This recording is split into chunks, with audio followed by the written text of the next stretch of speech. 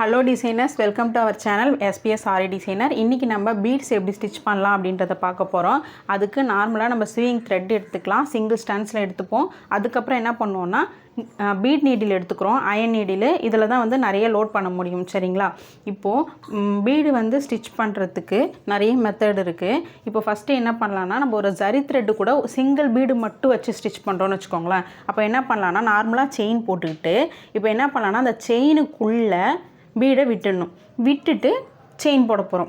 அவ்வளோதான். Bead stitch பண்ணுறதுன்றது பெரிய விஷயம் கிடையாது. நார்மலாக நம்ம போடுற செயின் ஸ்டிச்லேயே அந்த செயினுக்குள்ளே பீடை விட்டுட்டு பீடையும் கிளாத்தோடு சேர்த்து நம்ம செயின் ஸ்டிச் போடுறோம் அப்படின்னா அதுதான் பீடு ஸ்டிச் பண்ணுறது.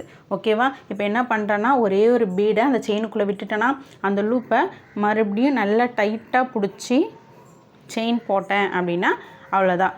அந்த பீடு வந்து ஃபிக்ஸ் ஆகிடும். ஓகேவா? இது வந்து ஒரு டைப் பீட் ஸ்டிச்சிங். எப்படின்னா நம்ம ஜரி கூட செயின் ஸ்டிச் கூட சேர்த்து வந்து நம்ம பீட் ஸ்டிச் பண்ணுறோன்னா அது வந்து இந்த மாடல். ஓகேவா? இப்போ என்ன பண்ணுறோன்னா பீடை உள்ளே தள்ளிட்டு என்ன பண்ணுறேன் அப்படின்னா ஸ்டிச் பண்ணுறேன். இப்போது இந்த மாதிரி சிங்கிள் பீடும் ஜரியும் நீங்கள் ஸ்டிச் பண்ணுறீங்க அப்படின்னா அதுக்கு வந்து இந்த பீட் நீடில் தான் யூஸ் பண்ணணும்னு வந்து அவசியம் கிடையாது. ஏன்னா அந்த பீட் நீடில் எப்படி வளையுது பார்த்தீங்களா? ஏன்னா ஜரி வந்து கொஞ்சம் ஹார்டாக இருக்கும். இந்த டைப்பில் நீங்கள் என்ன பண்ணுறீங்கன்னா நார்மல் டுலிப் நீட் இருக்குல்ல 14 சைஸு அதுலேயே நீங்கள் வந்து ஆஸ் யூஷுவல் நீங்கள் செயின் ஸ்டிச் போட்டுட்டு இந்த சிங்கிள் பீடையும் ஸ்டிச் பண்ணிக்கலாம். ஓகேவா? பீட் நீடில் இதுக்கு யூஸ் பண்ண வேண்டாம், இதுவே யூஸ் பண்ணிக்கலாம். ஏன்னா சுகர் பீடுக்கெலாம் வந்து இந்த 14 சைஸ் நீடிலோட அந்த கொண்டை பகுதி வந்து பீடுக்குள்ளே போகாது. ஆனால் வந்து 3mm 4mm 5mm பீடுக்குள்ளெலாம் உள்ளே போகும். அவ்வளோதான். எண்டு நாட் போட்டு முடிச்சிக்கலாம். இது வந்து ஒரு டைப் ஆஃப் ஸ்டிச்சிங். நெக்ஸ்ட்டு தான் ரொம்ப இம்பார்ட்டன்ட். நம்ம என்ன பண்ண போகிறோன்னா சுகர் பீடு ஸ்டிச் பார்க்க போகிறோம். இது இல்லாமல் நம்ம எந்த ப்ளவுஸுமே ஒர்க் பண்ண மாட்டோம் சரிங்களா? சுகர் பீடை லோட் பண்ணிக்கோங்க சரிங்களா? இந்த மாதிரி நீட்டாக லோட் பண்ணி எடுத்துக்கிட்டு இப்போது சீவிங் த்ரெட்லேருந்து கீழேருந்து ஒரு லூப் எடுத்துக்கிட்டு சுகர் பீடை என்ன பண்ணுறீங்கன்னா 2 போடுங்க. அதில் 3 4 வேண்டாம், எடுத்தோடனே 2 மட்டும் போடுங்க. ஓகேவா? 2 போட்டுட்டு செயின் ஸ்டிச்சு டைட்டாக போடுங்க. லூஸாக இல்லை, டைட்டாக செயின் ஸ்டிச் போட்டிங்க அப்படின்னா அவ்வளோதான் சுகர் பீட் ஸ்டிச் பண்ணுறது. ஓகேவா? கேப்பே விடாமல் நெக்ஸ்ட் என்ன பண்ணுறீங்கன்னா 2 2 3 3 இப்போ நான் 3 போட்டிருக்கேன். போட்டுட்டு செயின் ஸ்டிச் போட்டிங்க அப்படின்னா அவ்வளோதான்.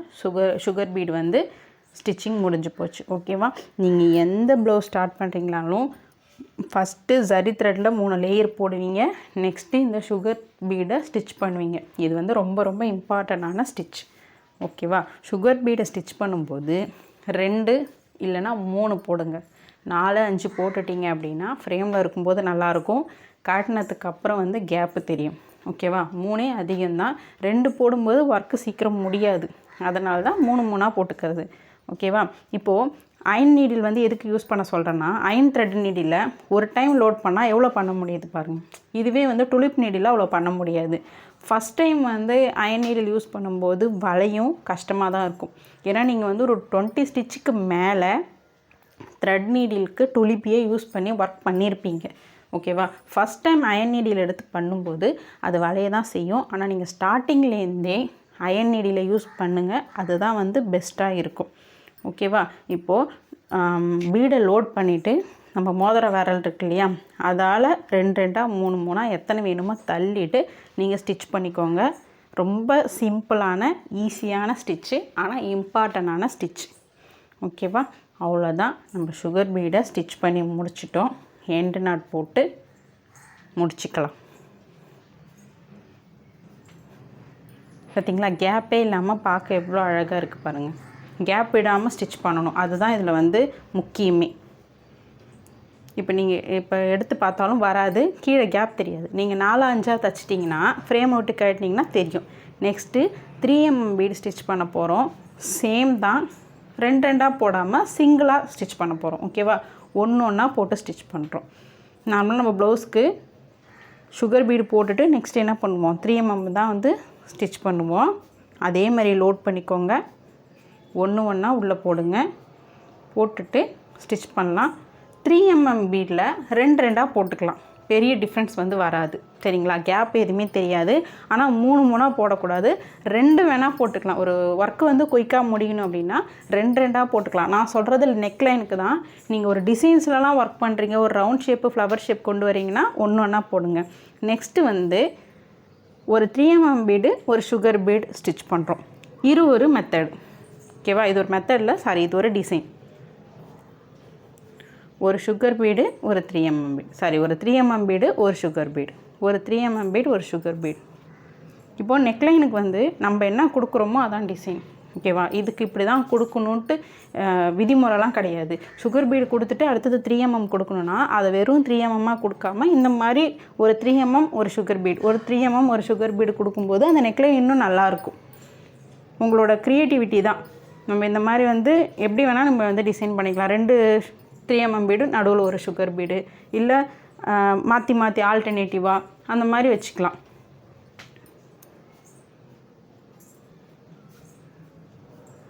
அவ்வளோதான், நாட் போட்டு முடிச்சுக்கலாம் ஓகேவா. இப்போது சுகர் பீடை ஸ்ட்ரைட் லைனில் நம்ம போட்டுட்டோம். கர்வ்லேயும் நம்ம அதே மாதிரி போட்டுடலாம். இப்போது ஒரு ஷார்ப் எட்ஜஸில் வந்து எப்படி பண்ணணும் அப்படின்னு பார்க்கணும் ஓகேவா. இப்போ சுகர் பீடை நார்மலாக ஸ்டிச் பண்ணிகிட்டே வந்துட்டு ஷார்ப் எட்ஜஸ் வரும்போது அதே மாதிரி ஸ்டிச் பண்ணிங்க அப்படின்னா என்ன ஆகிடும்னா அது ஷார்ப்பாக வராது, வேவ் மாதிரி வந்துடும், கர்வ் மாதிரி வந்துடும், ஷார்ப் இருக்காது. நார்மலாக த்ரெட்டுக்கு வந்து ஸ்டிச் பண்ணும்போது எப்படி ஒரு லாக் போடுறோமோ அதே மாதிரி இந்த இடத்துல நம்ம என்ன பண்ணணும் அப்படின்னா, இப்போ நம்ம எட்ஜ் வரைக்கும் வந்துட்டோம் இல்லையா, எட்ஜ் வரைக்கும் வந்தோடனே எக்ஸ்ட்ரா இப்போ அந்த இடத்துல ஒரு சுகர் பீட் கொடுக்குறோம் ஓகேவா. எக்ஸ்ட்ரா கொடுத்துட்டு செயின் போட்டுட்டு இப்போ என்ன பண்ணக்கூடாதுன்னா அப்படியே கண்டினியூ பண்ணக்கூடாது ஓகேவா. சுகர் போட்டுட்டோம், அந்த எட்ஜுக்கு வந்துருச்சு. வந்ததுக்கப்புறம் என்ன பண்ணணுன்னா இப்போது எடுத்துகிட்டு வந்துட்டு அப்படியே போட்டோன்னா வளைவு ஷார்ப்பாக வராது, கர்வாக வர ஆரம்பிச்சிடும். அதுக்கு நம்ம என்ன பண்ணணுன்னா அந்த இடத்துல எடுத்துகிட்டு வந்துருக்கோம் இல்லையா, அந்த இடத்துல கொஞ்சம் முன்னாடி கொண்டு வந்து அந்த லைன் ஆரம்பிக்குது இல்லையா, அங்கே கொண்டு வந்து ஒரு லாக் போடணும். அவ்வளோதான், ஒன்றும் பண்ண போகிறதில்ல. நார்மலாக திருப்பாமல் ஒரு லாக் போட்டு திருப்பணும். த்ரெட்டில் வந்து என்ன பண்ணுவோன்னா மேலே போடுவோம் லாக்கு, இங்கே என்ன பண்ணணுன்னா உள்ளே போடணும் லாக்கு. அவ்வளோதான் வித்தியாசம், பெரிய வித்தியாசம் எதுவும் கிடையாது. இப்போ ஒரு ஷார்ப்பான எட்ஜஸில் திருப்பும்போது த்ரெட்டில் என்ன பண்ணுவோன்னா எந்த இடத்துல திருப்பணுமோ அதுக்கு மேலே போடணும். இங்கே என்ன பண்ணுறோன்னா அந்த சுகர் பீடுக்குள்ளே போடுறோம். அந்த சுகர் பீடுக்குள்ளே ஒரு லாக்கை போட்டு கொண்டுட்டு வந்துட்டு திருப்பி இந்த சைடு வர மாதிரி சுகர் பீடை ஸ்டிச் பண்ணுறோம். நான் சொல்கிறது உங்களுக்கு புரியலன்னா வீடியோவை பாருங்கள், புரியும். இப்போ மறுபடியும் பொறுமையாக ஸ்டிச் பண்ணிவிட்டு எட்ஜுக்கு போகிற வரைக்கும் வெயிட் பண்ணுவோம் ஓகேவா. இப்போ எட்ஜு வந்துருச்சா, இப்போ இந்த இடத்துல என்ன பண்ணுறோன்னா ஸ்டிச்சு போட்டுட்டு